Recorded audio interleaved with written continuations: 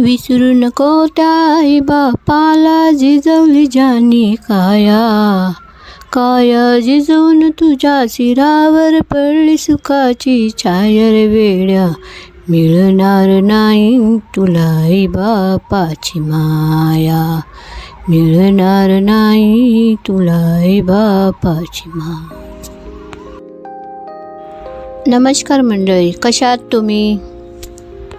आज तुम्हाला बघायला मिळणार आहे माझ्या सासू सासऱ्यांची वाडी ठेवतानाचा व्लॉग.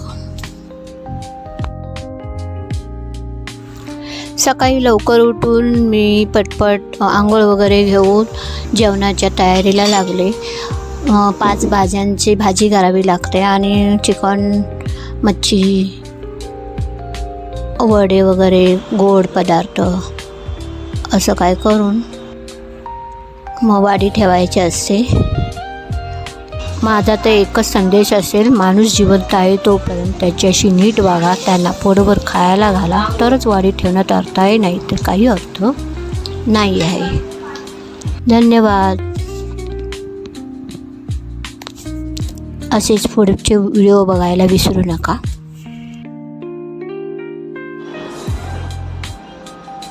अशा पद्धतीने मी माझ्या सासू सासऱ्यांची वाडी ठेवली आणि वाडवडिलांची.